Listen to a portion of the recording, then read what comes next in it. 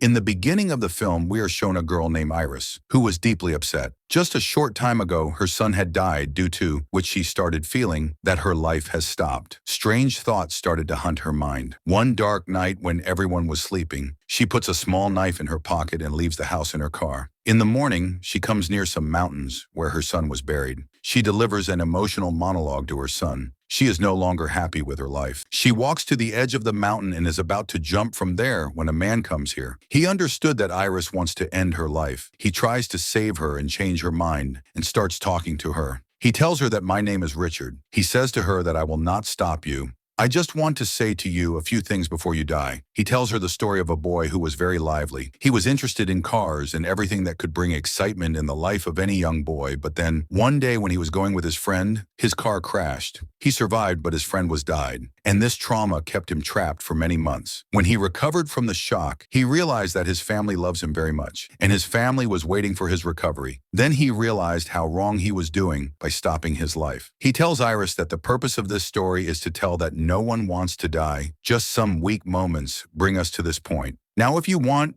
you can die. I am leaving. After saying this, he left, but his words had left an impact on Iris. She also gave up the intention of dying and turned back towards her car. There she saw that Richard had parked the car right next to her, due to which she could not even open the door of her car. Now Richard came to her, taking an umbrella from his car. He tells her that I help you in opening the car door. Here Iris found one thing awkward, that why did he bring an umbrella even in such hard sunny day? He attacks Iris with this umbrella, and it is revealed that it was an electric umbrella which shocked Iris badly, and she fainted right there. With the little consciousness she had, she could only feel that Richard was tying her hands and legs, after which he picked her up and threw her in his car. When Iris regains consciousness, she does not talk to Richard, but she tries to call her husband shrewdly from her smart watch, and Richard comes to know about this, and he tells her that no matter how much you try, there is no signal here. You will not be able to call anyone for help. Now this idea did not work for her. Then another idea comes to her mind. She had also kept a knife in her pocket at night. She secretly takes it out and tries to cut the knot of her hands with it. During this time, there could have been a sound, so she continued talking to Richard. As soon as she freed her hands, she attacks Richard without wasting any time. Richard's car loses balance due to her attack. The car is crashed with a tree. Both of them got injured in this accident. She wanted to save herself from Richard here also. She immediately tries to strangle Richard with the help of the seatbelt, but Richard saves himself. Iris attacks him for the third time, due to which both of them get out of the car in a jolt. Iris now had pointed a knife at Richard. Then Richard said, "Do you think I am a fool that I am standing in front of you so comfortably? Actually, I have injected you, due to which your whole body will become paralyzed within 20 minutes. You will not be able to walk, run, or even speak, and in this time, you can do whatever you want to do." Richard's words had now really scared her a lot. She runs as fast as she can towards the forest, but while running, she really started feeling that her feet have gone numb. Slowly, her legs also stop moving, and she starts crawling instead of walking. Richard, too, had come close to her, searching for her. To escape from him, she hid under the bark of a tree from where ants started crawling on her, and she screamed out of fear. And this is how Richard comes to know about her. To save herself from Richard, she somehow drags herself into a stream and gets carried away. Richard calls out from a distance that you are doing wrong. You will not be able to swim. You will drown and die. But Iris ignores his words. She was not able to swim in reality, but with the flow of water, she reached the other side of the waterfall. From here, the bank of stream was nearby. She saw that only 1 minute left before she lost all movement. Using all her strength, she reached the bank of the stream. She saw a farmhouse in front of her. She tried her best to reach that farmhouse, but before that, she fell down. Now she was not able to walk, move, or speak. What was in her control was just moving her eyes. After lying here for a long time, an old man who was working in this farmhouse notices her. He asks her what happened to you, but Iris is not able to give him any response. Now the old man asks her closed questions like, "Are you able to hear me? Are you in trouble? Do you need help?" Iris uses her eyes to answer these questions. She blinks once to say yes, and she blinks twice to say no.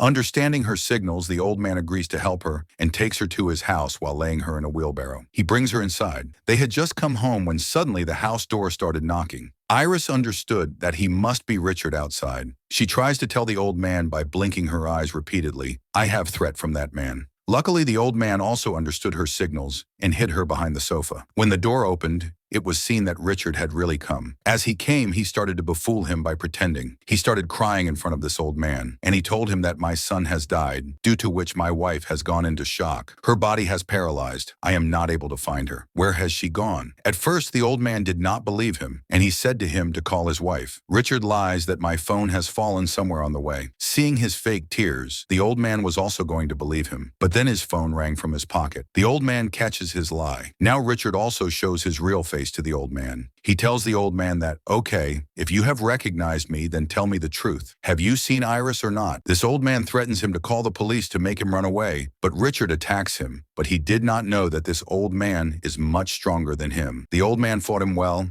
and beat him so much that Richard's strength was reduced to half. He was about to call the police while knocking Richard down, but then Richard got a knife in his hand, which he stabbed into the old man's leg. As the old man fell down while groaning in pain, Richard took out the same knife from his leg and stabbed it badly into his stomach and kept moving it. Old man died at the spot while groaning in pain. Iris kept witnessing all this from behind the sofa. What had happened was very bad. This old man was killed because of her. Now, because Richard was trapped, he had committed a murder. To hide all these things, he pours the filled can with kerosene oil in this house and runs away from here after setting it on fire. Iris was alive. She did not want to burn alive. That is why she hardly moved one of her fingers. She slipped her finger into the slat of window and started to open and close this. Richard notices all this from outside. He sees that someone is alive inside. Whoever was there could be a danger for him. He goes and sees that she was Iris. Richard picks her up and puts her in a truck. This truck belonged to that old man. They had left their cars far away, so they were using the truck to go from here. Iris was silent and could not speak, but she could hear. Richard receives a call from his daughter. She tells him that, "Dad, I am missing you a lot. That is why Mom and I are going to come to you." Richard tells her, "No, my work is not over yet. You cannot come to me right now." But now his daughter is insisting a lot. They do not listen to him and tells him that we are going to come home. Richard gets very tense due to this. In this tension, he was about to have an accident, and the worst thing that happens to him is that the fuel in his car runs out. For refuel his car, he comes to the fuel station and makes Iris wear a cap so that everyone cannot see her expressions. Here, Iris puts all her strength to open the seatbelt. Due to the paralysis of her body, even the little movement that her hands were able to make was a big deal. Here she sees a boy who was almost of the same age as her son. Seeing him, she became even more emotional. The child also understands that maybe she is in some trouble. Before he could ask anything to Iris, this child's mother comes and takes him from there. The woman realizes that something is wrong with Iris. That's why she called the police from behind and also told them the number of the car. He now drove the car to the same place where he had parked his car. He wanted to take the car back to his house,